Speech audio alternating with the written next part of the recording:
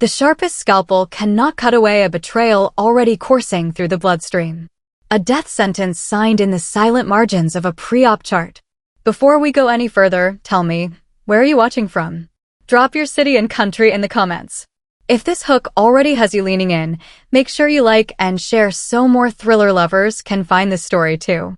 In the sterile perfection of the hospital's VIP wing, where lives were supposedly saved in the rhythm of blinking monitors, an assassination was unfolding drop by intravenous drop. Amara felt it in the subtle shift of the floor's routine, a lethal dissonance in the ward's meticulously charted harmony. She moved between the clinical bays with a practiced invisibility, a ghost in crisp navy scrubs, her presence designed to be felt only as seamless medical care. But she was not invisible. She was merely diagnosing from a place the arrogant administration never thought to look. Her hands, steady as they adjusted the drip of a saline bag, did not betray the tremor in her soul.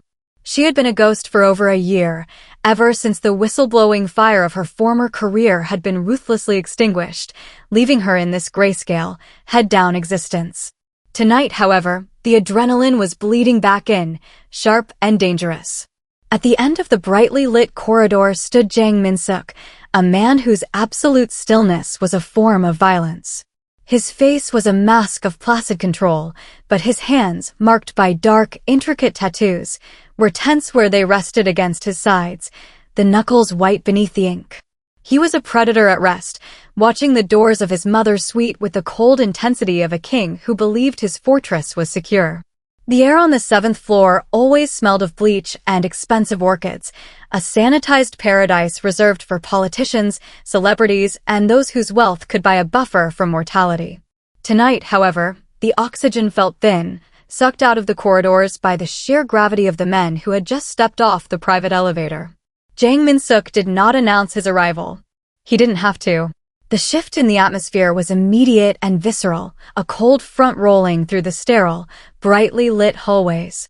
Nurses who usually moved with brisk authority suddenly flattened themselves against walls, their eyes fixed firmly on the polished linoleum. Orderlies vanished into supply closets. The head charge nurse, a woman whose temper terrified the new residents, was actually stammering as she bowed to the broad-shouldered enforcers flanking the boss. Amara Okafor did not look up. She felt the heavy, synchronized tread of expensive leather shoes passing her station, but her attention remained fiercely anchored to the digital readout of a portable vitals monitor. Panic was a luxury she had unlearned. In her former life, panic was what led to emotional decisions, and emotional decisions were what the hospital administration had used to completely dismantle her career. Now, survival meant invisibility, and invisibility required absolute, unwavering focus. She adjusted the flow rate on a nearby saline drip, her movements precise and unhurried. Let the rest of the floor tremble at the presence of the Iron Tyrant. To Amara, the terrifying man in the bespoke black suit was simply the next of kin for the fragile woman in room 704. Mrs. Jang lay beneath the pristine white sheets, looking impossibly frail against the pillows. The monitors surrounding her beeped in a steady, precarious rhythm, a stark contrast to the lethal, coiled energy vibrating from the men standing guard right outside her heavy wooden door. Amara charted the woman's vitals with a steady hand, her mind already running through the complex timeline for the upcoming procedure.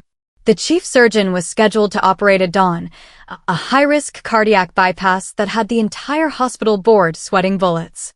As Amara stepped quietly out of the suite, the corridor was a study in frozen terror. Min-Seok stood by the central nurses' station, an immovable monolith of dark fabric and shadowed skin. He was speaking in a low, even cadence to the chief of medicine, who was nodding so fast he looked as if he might snap his own neck. The tyrant's gaze, black and unreadable, briefly swept over the ward. It did not linger on Amara. To him, she was just another piece of the hospital machinery, a drone in navy scrubs. She preferred it that way. She picked up the next patient file from the rack, keeping her expression perfectly neutral. She was a ghost haunting the edges of a violent world, content to remain completely unseen, unaware that the medical chart she was about to open would soon force her out of the shadows and directly into his path. Amara slid the heavy, metal-bound patient file from the rack, the sharp clack of the spine a familiar anchor in the shifting currents of the ward. She retreated to the dim, blinking quiet of the medication room. Outside, the low murmur of Min-Seok's guards was a constant, thrumming reminder of the lethal power occupying the floor, but in here, surrounded by the sterile scent of iodine and sealed glass vials, Amara was briefly shielded. She opened the chart, her eyes automatically scanning the lab results with a speed and comprehension that went far beyond her current job description. 2 years ago, she wouldn't have been pulling this file from a nurse's rack. She would have been the one writing the definitive orders. Before the fall, Amara had been the hospital's sharpest diagnostic mind, an advanced practice nurse whose clinical instincts bordered on the preternatural. She had possessed a rare ability to see the microscopic warning signs that older, more arrogant doctors missed. That brilliance had been her pride. It had also been her absolute undoing. The memory still tasted like ash. It had been a complex neurological case, a subtle but fatal miscalculation in a surgical plan drafted by Dr. Vance, a man whose family name was carved into the marble of the hospital's East Wing. Amara had caught the negligence. She had flagged it, stopped the prep, and reported the error, fully expecting the institution to prioritize the life of a patient over the ego of a wealthy surgeon. Instead, she had watched the pristine machinery of privilege turn its crushing weight entirely onto her. The administration hadn't just dismissed her concerns, they had meticulously rewritten reality. False peer reviews materialized out of thin air. Disciplinary actions were fabricated, painting her as erratic, insubordinate, and dangerous. In a matter of weeks, her stellar reputation was dissolved in the acid of a well-orchestrated smear campaign.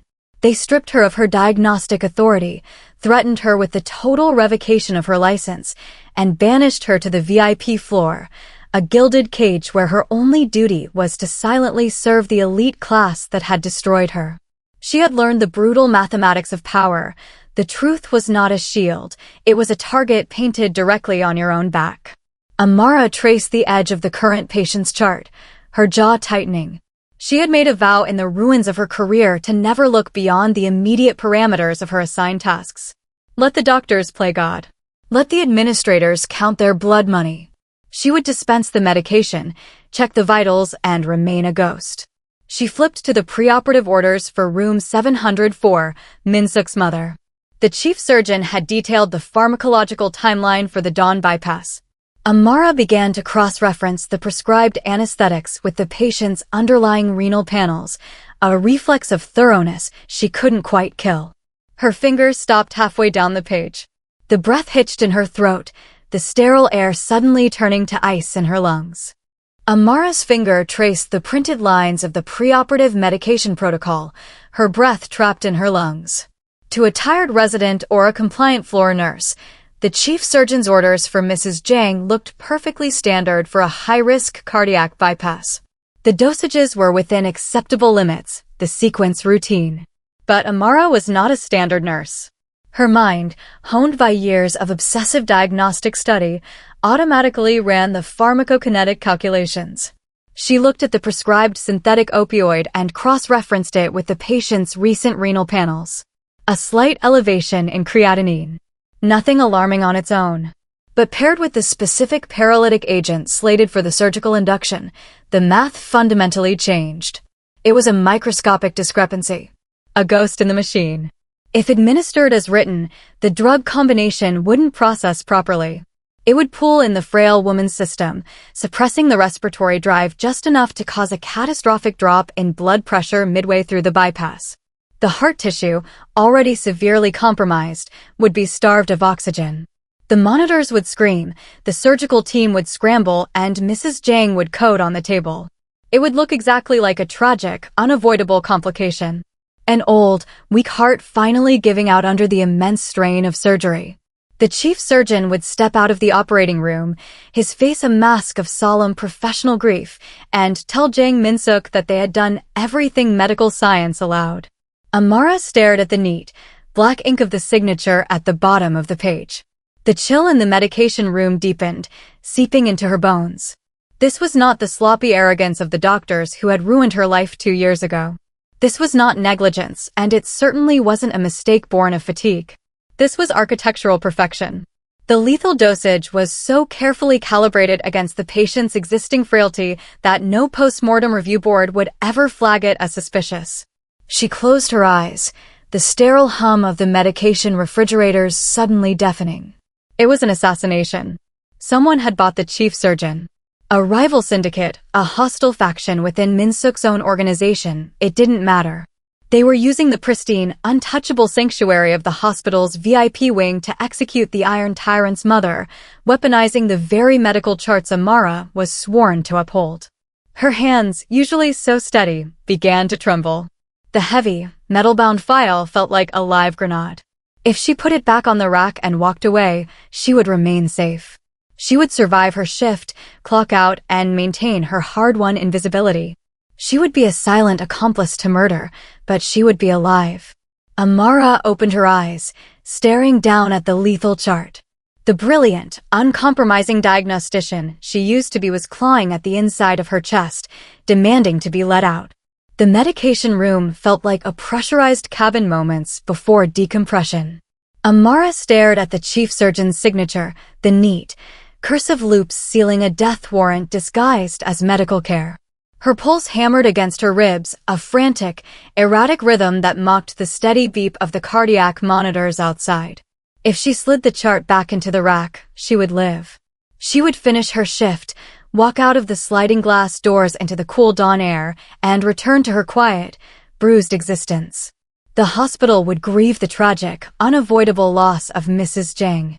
The chief surgeon would receive his blood money, and a rival syndicate would celebrate their untraceable assassination.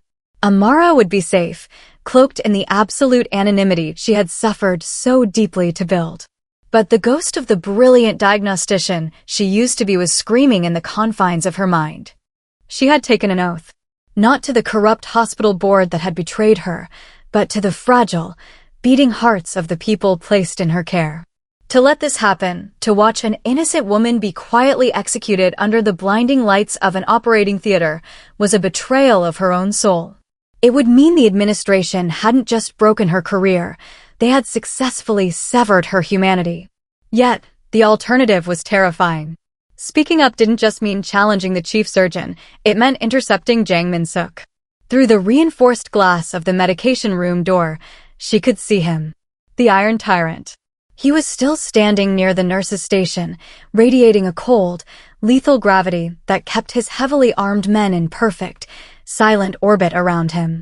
He was a man who answered inconveniences with violence, a predator who had built an empire on absolute control and swift, merciless retaliation.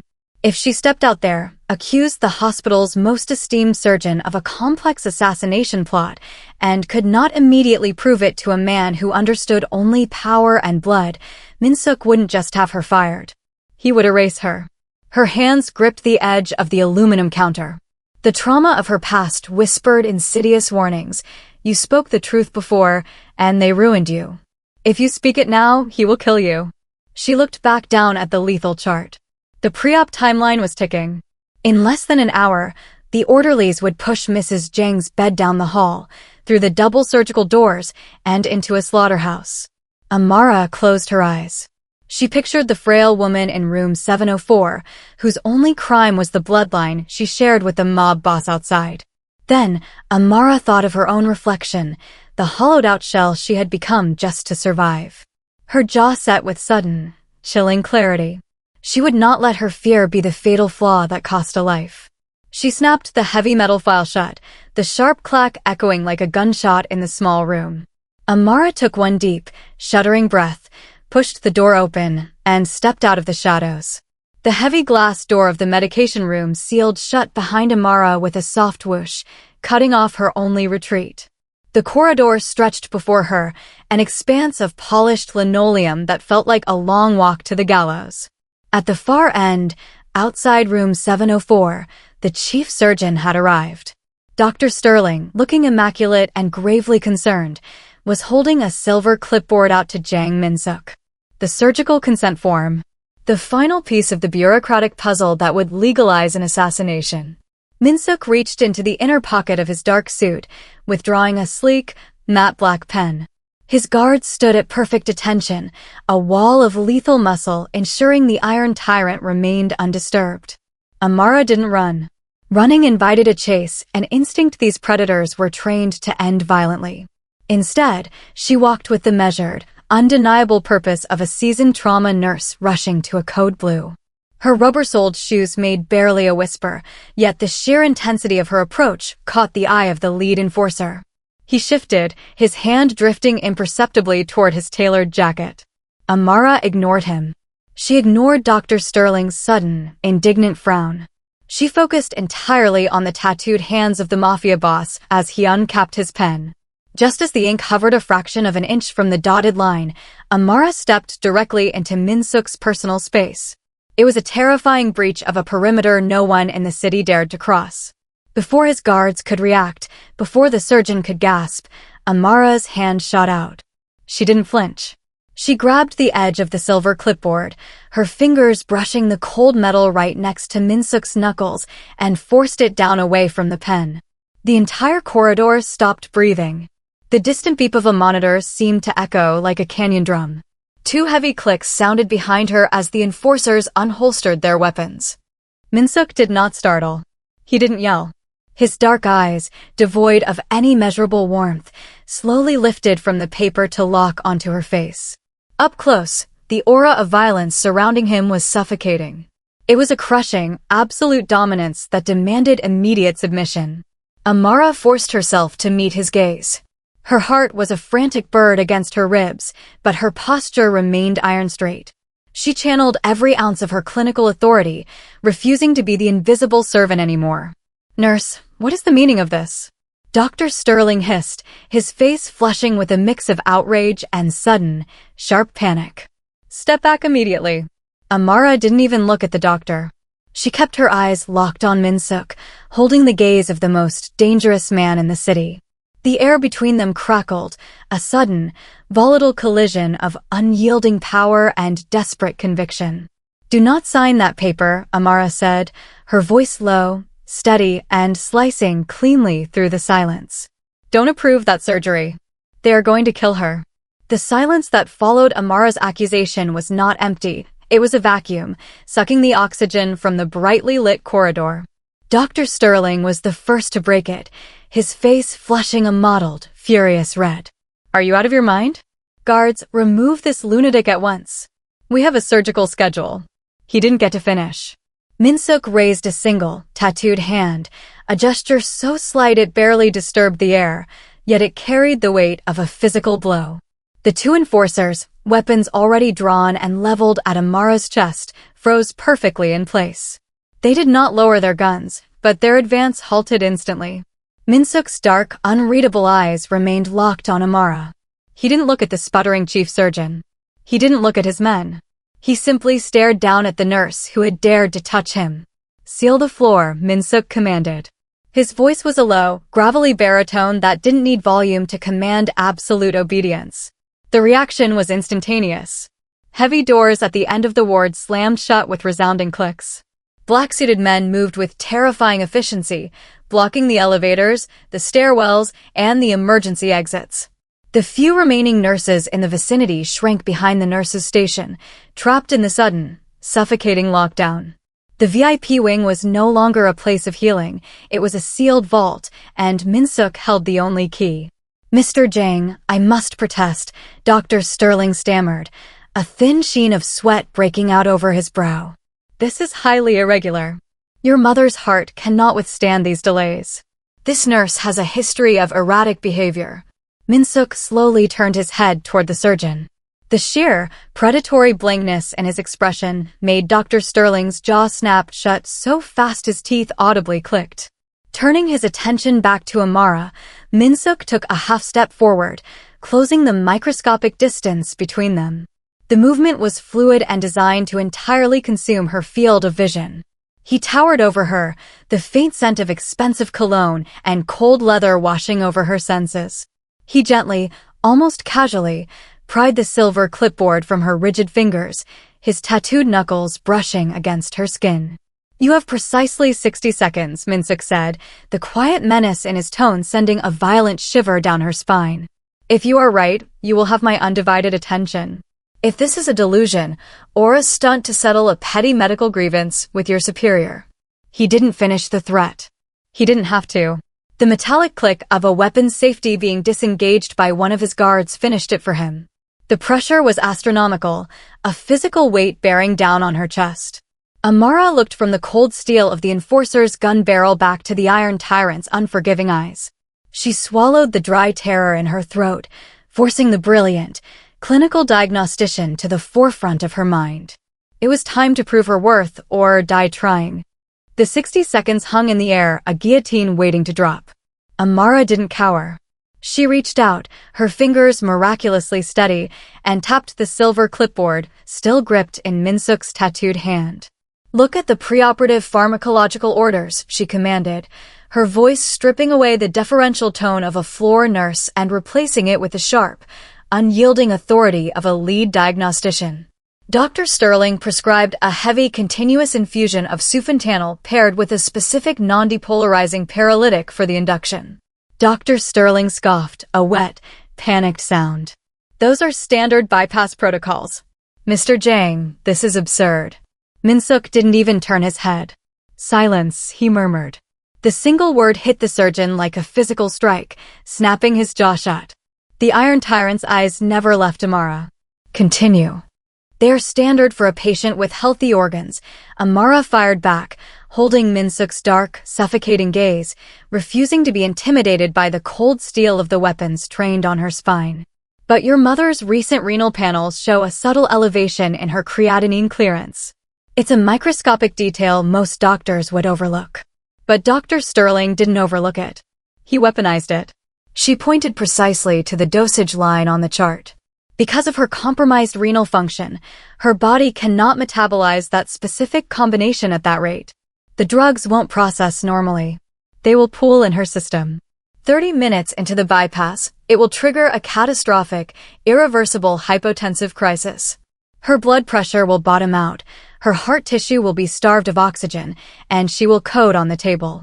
Amara stepped a fraction closer, invading his space again, driven by the absolute certainty of her diagnosis. The extreme power imbalance in the corridor began to warp, bending around the sheer force of her intellect. "It won't look like murder," she whispered fiercely, ensuring only Min-Seok and the sweating surgeon could hear the full weight of the accusation. "It will look exactly like a tragic, unavoidable complication of an old, weak heart. It is mathematically flawless, and it will leave absolutely no evidence for your men to find." The silence returned, but its texture had changed. It was no longer the silence of impending execution. It was the tense, vibrating quiet of a world shifting on its axis. Min-Seok stared down at her. He studied the fierce, uncompromising fire in her eyes, searching for the lie, the hesitation, or the madness Dr. Sterling had claimed. He found nothing but cold, clinical truth. For the first time since he had stepped off the elevator, the Predator's placid mask cracked, revealing a flicker of intense, calculating respect. He saw past the Navy scrubs. He saw the brilliant, dangerous mind hiding beneath the uniform. Slowly, deliberately, Min-Seok turned his body away from Amara. He handed the clipboard back to the trembling chief surgeon.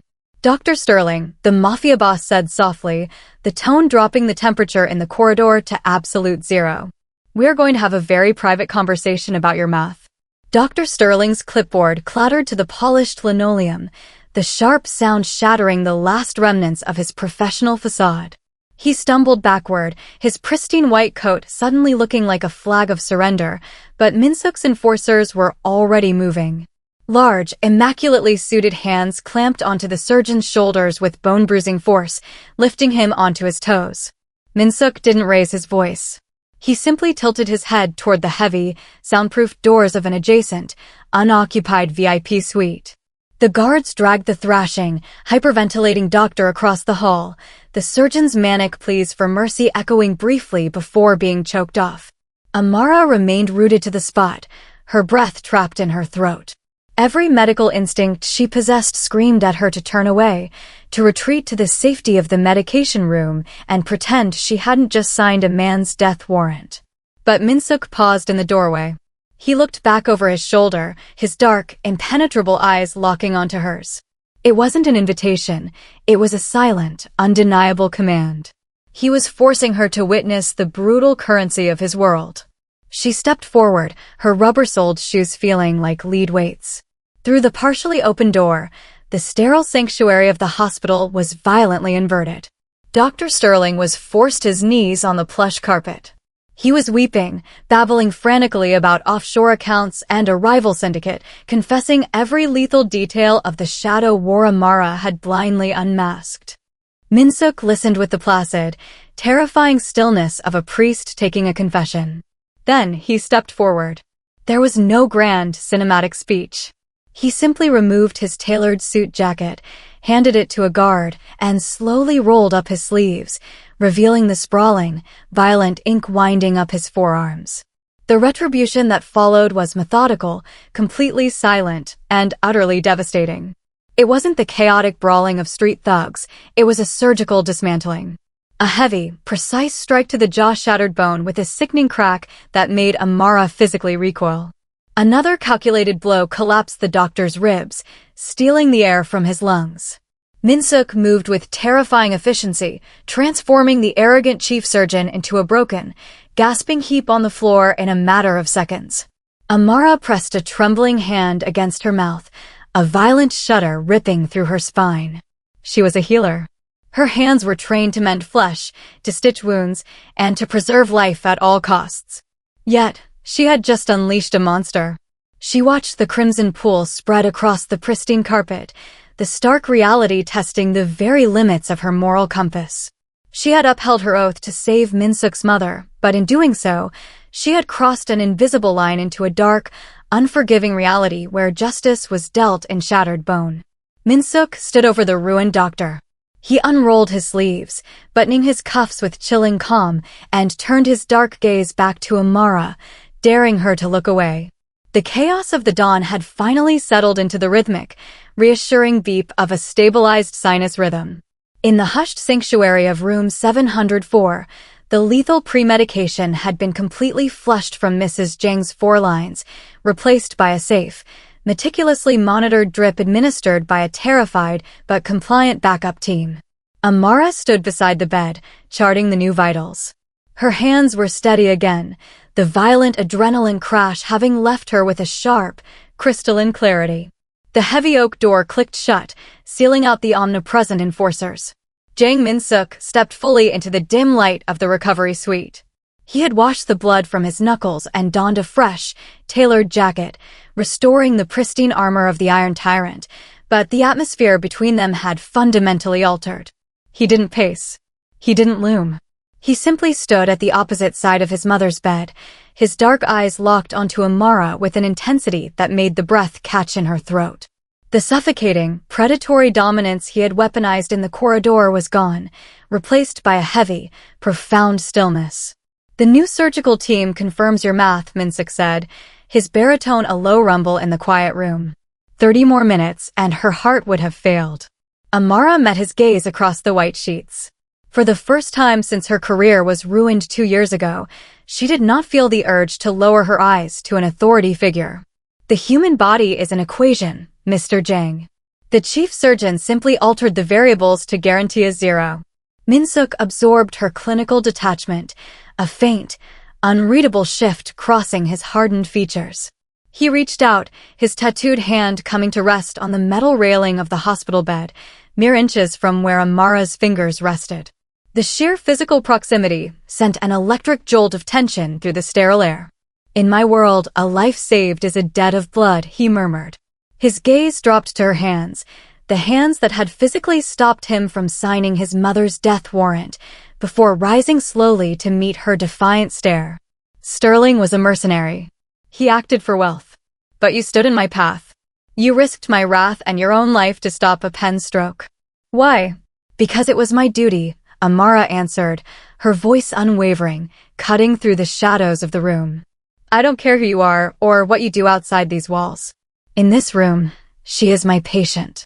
And I do not let my patients be murdered." The silence that followed wasn't a threat, it was a revelation. For the first time, the absolute power of the Mafia boss met a boundary it could not break. Min-Seok stared at the marginalized nurse who had single-handedly dismantled an elite, untraceable assassination plot through sheer intellect and iron will. The foundational hierarchy of his dark empire cracked in the quiet space between them. He was a man who commanded an army, but looking at Amara's unyielding posture, he recognized a strength that rivaled his own. In that highly charged moment, the ghost of the VIP floor ceased to be a servant, and Min-Seok realized he was looking at the most valuable person in his world.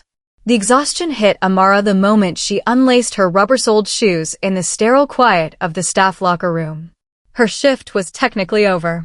The adrenaline that had fueled her through the terrifying standoff, the violent purge of the chief surgeon, and the stabilization of Mrs. Jang was rapidly evaporating, leaving behind a bone-deep ache. She reached for her street clothes, her mind numbly calculating the fallout. She assumed she would be quietly terminated by the remaining administration, banished once again to the fringes of the medical community. She didn't get the chance to change. The locker room door swung open, and the heavy, synchronized footsteps of two black-suited enforcers echoed off the tiled walls. They did not carry weapons in their hands, but their posture was a threat in itself. "Mr. Jang is leaving," the taller one stated, his voice devoid of inflection.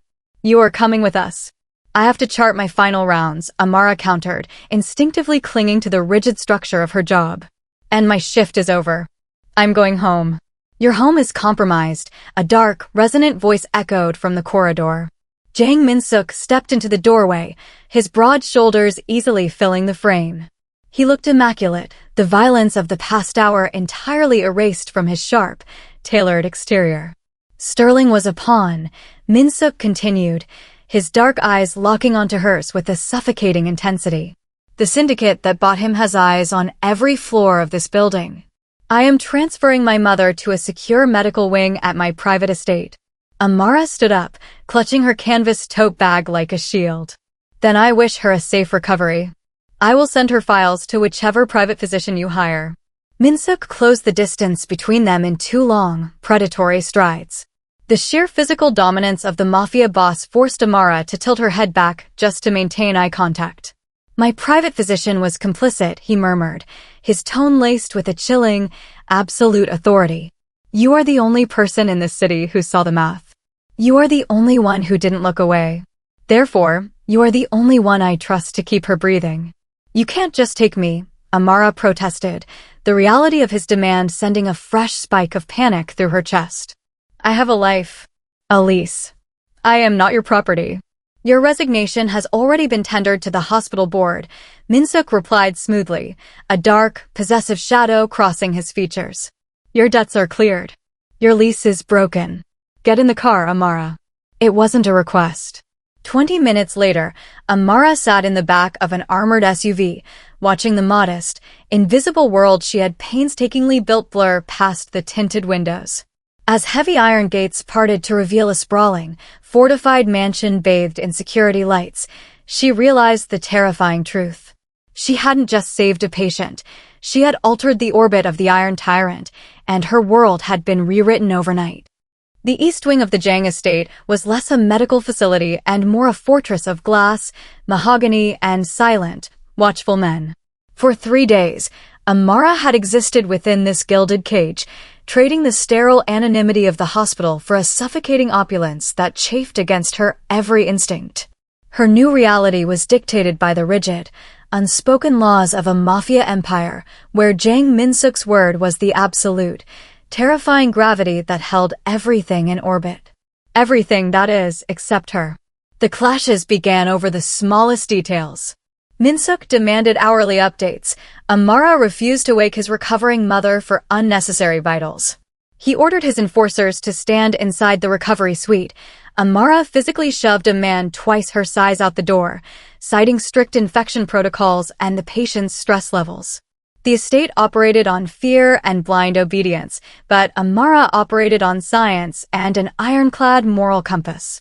The tension finally snapped on the 4th evening.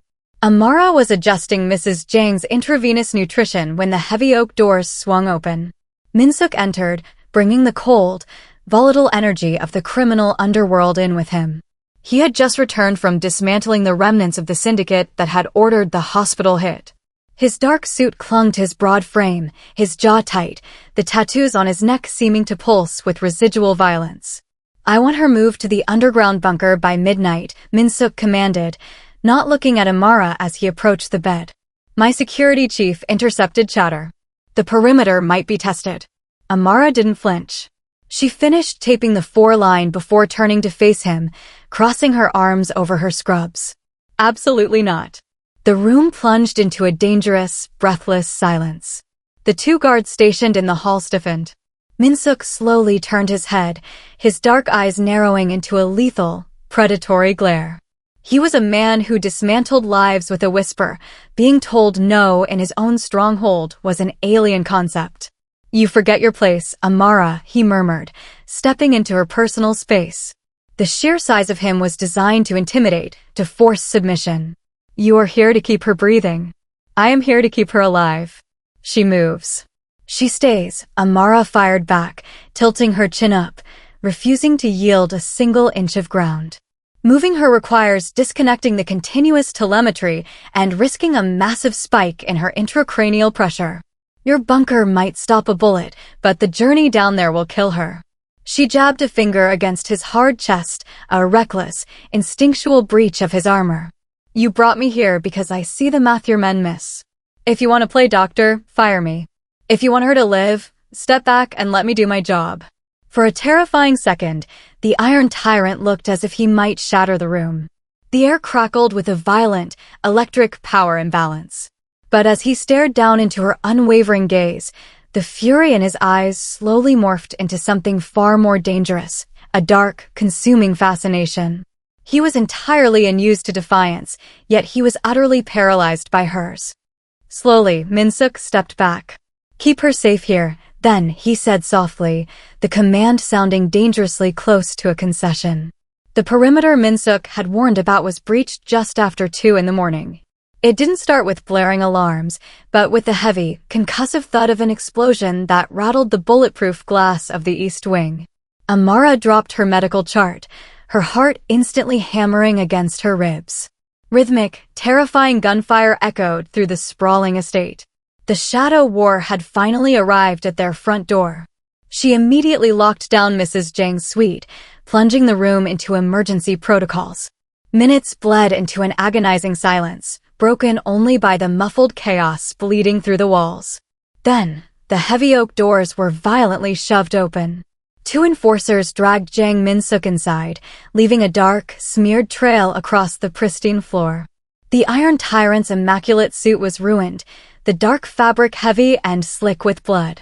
He collapsed against the diagnostic table, his breathing shallow and ragged, a lethal gunshot wound tearing through his side. Panic was a luxury Amara still could not afford. She moved with terrifying, clinical precision. "Get him on the table." "Now," she ordered the enforcers. The men hesitated, unaccustomed to taking commands from a captive nurse. "Move." Amara roared, her voice cracking like a whip, stripping away the last remnants of her quiet subservience. Min-Seok gritted his teeth, waving his men off weakly before hauling his massive frame onto the steel surface. The invincible Mafia boss was suddenly entirely mortal. Amara tore away the ruined silk shirt, exposing his sprawling tattoos and the jagged, bleeding entry wound. The bullet had missed his liver by millimeters, but the arterial bleed was catastrophic. She grabbed her emergency trauma kit, her hands flying over his battered body with calculated speed. She clamped the artery, her fingers slick with his blood, ignoring his low, guttural groan of agony. She didn't look at his face, she looked at the math of his survival. Through the blinding haze of pain, Min-Seok forced his dark eyes open. He watched her. The violent, chaotic empire he had built was burning outside, but in this sterile room, Amara was the absolute, unquestioned authority. She didn't tremble. She didn't cower from the gore or the gunfire.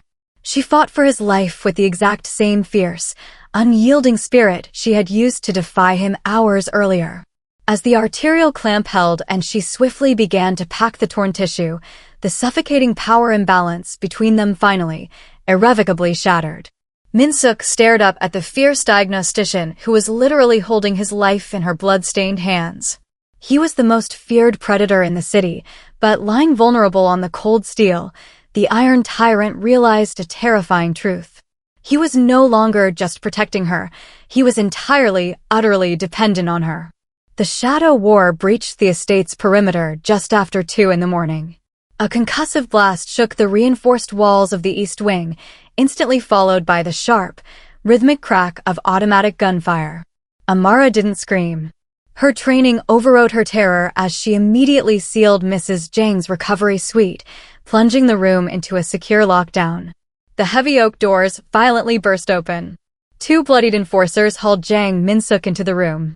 The Iron Tyrant, the man whose mere presence dictated the life and death of the city, was collapsing. His dark suit was saturated with blood, his breathing a shallow, ragged rasp as they laid him across the steel diagnostic table. A high-caliber round had torn through his side, leaving a catastrophic arterial bleed. Out, Amara commanded the enforcers, her voice a sharp crack of absolute authority. When the men hesitated, paralyzed by the fall of their king, she didn't step back. "I said get out and hold the corridor. I cannot save him with you in my way." Min-Seok, fighting through a blinding haze of agony, gave a faint, trembling nod. The men vanished. Amara tore open his ruined shirt, her hands flying over his sprawling tattoos with clinical, terrifying speed. The power dynamic in the room inverted the moment her fingers pressed into his torn flesh to clamp the severed artery. He was no longer the apex predator. He was a failing human body, and she was the only authority in the room. Her hands were slick with his blood, yet she didn't tremble. She didn't look at the lethal Mafia boss with fear. She looked at him with the fierce, unwavering focus of a woman who commanded life itself. Min-Seok forced his heavy, dark eyes open. The world outside his estate was burning, his empire under siege, but his entire universe narrowed to the intense, brilliant woman standing over him. Every gasp of air he took was dictated by the pressure of her hands. The suffocating control he wielded over everyone else dissolved under her touch. He watched the iron resolve in her jaw as she stabilized the bleed, stitching him back together while the gunfire raged outside. The absolute dominance he had used to cage her was gone, replaced by a sudden, consuming awe. She wasn't just a captive nurse or a brilliant diagnostician anymore. As Amara tied off the final suture, saving his life with the same fierce spirit she had used to defy him, the Iron Tyrant realized his true vulnerability. He was entirely, irreversibly dependent on her, and for the first time in his violent life, he willingly surrendered to it. The sterile scent of iodine was heavy in the dim light of the recovery suite, masking the lingering metallic tang of gunpowder that still haunted the estate. 3 days had passed since the siege. 3 days of Amara fighting a relentless war against infection and blood loss, refusing to leave Jang Min-Seok's bedside. She moved with quiet exhaustion, adjusting the drip of his fore, the dark circles under her eyes a testament to her vigil. "You should sleep." The voice was a low, gravelly rasp, barely a shadow of the Iron Tyrant's usual commanding baritone. Amara's hands paused over the bandages wrapped tightly around his torso. She looked up to find Min-Seok watching her. The predatory mask he wore for the world was entirely gone, stripped away by the agony of the bullet and the terrifying realization of his own mortality. In its place was an intense, naked vulnerability that made the breath catch in her throat. "I'll sleep when your fever breaks," she replied, keeping her tone clinically detached, a fragile shield against the shifting gravity between them. She reached to check the sutured wound, her fingertips brushing the edge of his sprawling tattoos.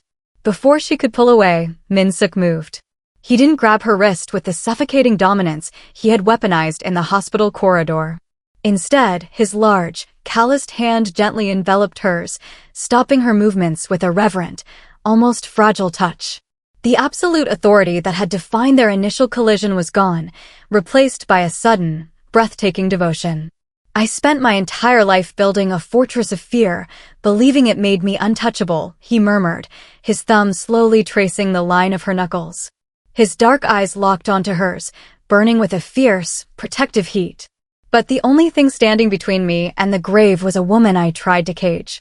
Amara swallowed hard, her pulse hammering an erratic rhythm. The cold, unyielding Mafia boss was voluntarily surrendering the one thing he valued above all else, his control. "I am not your captive, Min-Seok," she whispered, her voice trembling not from fear, but from the immense weight of the power she now held over him. "No," he agreed softly, shifting closer despite the pain it cost him, until the space between them vanished. He pressed his lips to the center of her palm, an ancient, solemn vow of fealty. "You are my absolute equal. And I swear to you, no one in this city will ever make you invisible again." The clinical distance Amara had maintained finally shattered. He wasn't demanding obedience, he was offering a profound, dangerous allegiance. As his hand slid up to cup her jaw, his touch a possessive yet tender anchor, Amara realized the Iron Tyrant hadn't just yielded his life to her medical skill. He had surrendered his dark, violent world to her spirit, reshaping the very foundation of his empire around the woman who had dared to save him. The heavy mahogany doors of Min-Seok's private study stood open, spilling the low, tense murmur of his inner circle into the hallway. Amara paused at the threshold. 2 weeks had passed since he had surrendered his life and his heart into her hands. His physical wounds were healing, but the brutal machinery of his empire was waking up, hungry for retribution. Inside, Min-Seok stood over a sprawling blueprint of the city, his broad shoulders tense beneath a dark tailored shirt. He was issuing a quiet, merciless directive to his lieutenants. The retaliation for the attack on the estate was to be absolute. A scorched earth campaign that would inevitably leave collateral damage, innocent blood, in its wake.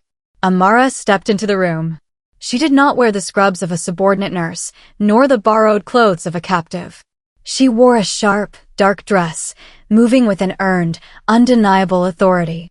The conversation around the table died instantly. The lieutenants, men who once looked right through her, now respectfully lowered their gaze. Her rise in value within the syndicate was absolute. They knew she was the only one who could tame the Iron Tyrant. "Leave us," Amara commanded. Her voice was calm, yet it possessed a clinical edge that brokered no argument. The men hesitated, looking to their boss. Min-Seok didn't flinch. He gave a single, slight nod, and the room emptied in seconds, the heavy doors clicking shut. Min-Seok looked at her, his dark eyes softening with that fierce, protective devotion he reserved only for her. "The perimeter is secure, Amara. You shouldn't concern yourself with this." "I am concerning myself with the man I saved," she countered, walking directly to the table and staring down at the marked targets. "I didn't stitch you back together so you could tear the city apart. If you execute this plan, innocent people in those districts will die." Min-Seok's jaw tightened, the old instincts of the ruthless Mafia boss warring with his new reality. "This is how my world survives. If I don't show absolute, terrifying force, they will think I am weak. They will come for my mother again. They will come for you." Amara stepped into his space, closing the distance until she could feel the heat radiating from his chest. She didn't shrink from his intensity. She met it, her posture unyielding. "You survived because you trusted a healer, not a killer. Your empire cannot operate in the dark anymore, Min-Seok. I refuse to stand beside a man who builds his throne on the bones of collateral damage." She reached out, her hand resting gently but firmly over his heart, right above the bandages. "You want my devotion? You have to earn it. Find the men responsible and deal with them directly. No crossfire. No civilian casualties. Be a scalpel, not a grenade." The silence in the study was profound, a heavy, vibrating tension as the Iron Tyrant weighed his absolute power against the moral compass of the woman who held his soul. He looked down at her hand, then up into her fierce, uncompromising eyes. The suffocating dominance he once wielded completely dissolved, replaced by a profound surrender. Min-Seok reached up, covering her hand with his own. "Call them back in," he murmured, his voice thick with a new, quiet resolve. "We rewrite the orders." 6 months later, the air in the penthouse boardroom of the Jang Corporation did not smell of bleach or gunpowder. It smelled of espresso, expensive leather, and the quiet, electric hum of legitimate power. Amara stood at the head of the long mahogany table, her posture impeccable in a tailored emerald suit. She was reviewing the blueprints for the new pediatric trauma center. The syndicate, now operating under a radically restructured corporate front, was entirely funding. Around the table sat the city's most dangerous men, former lieutenants and allied bosses who used to dictate the underground economy through sheer terror. Now, they waited in tense, respectful silence for a former floor nurse to approve their operational budget. She wasn't a captive anymore, nor was she invisible. She was the architect of their new reality. Jang Min-Seok stood perfectly still at her right side, a dark, imposing sentinel. The sprawling tattoos on his neck were visible above the collar of his black shirt, a lingering reminder of the Iron Tyrant's violent history. To the men in the room, he was still the apex predator, the ruthless king who had dismantled his rivals without mercy. But when his dark eyes shifted to Amara, the cold dominance dissolved into an unwavering, absolute devotion. The supply routes through the Eastern District, an allied boss ventured cautiously, breaking the silence. We can secure them tonight. But it requires clearing out the local businesses. Amara didn't raise her voice. She simply looked up from the blueprints, her gaze leveling the man with the clinical, unyielding precision of a scalpel. There will be no forced evictions, she stated, the command echoing with absolute finality. We negotiate fair market value, or we route around them. This organization no longer operates like a parasite. We're the cardiovascular system of this city now. We build. We don't bleed. The man swallowed hard and looked to Min-Seok, instinctively expecting the Mafia boss to override the idealistic mandate. Min-Seok didn't even look at the man. His attention was fixed solely on Amara, his expression burning with a quiet, fierce pride. You heard the queen, he murmured, his gravelly baritone sending a shiver of absolute authority through the room. The old ways are dead. We follow her chart now. The meeting concluded swiftly after that, the men filing out with bowed heads. When the heavy doors finally clicked shut, leaving them alone in the sprawling suite, Min-Seok closed the microscopic distance between them. He reached out, his calloused hands resting gently on her waist, drawing her against the solid heat of his chest. Amara rested her hands over his heart, feeling the steady, strong rhythm beneath the healed scar tissue. The sharpest scalpel had cut away the betrayal of her past, and in its place, she had built a fortress. She had not just saved the life of a tyrant, she had given him a moral compass, rewriting the rules of his dark world until she became its undeniable, beating heart.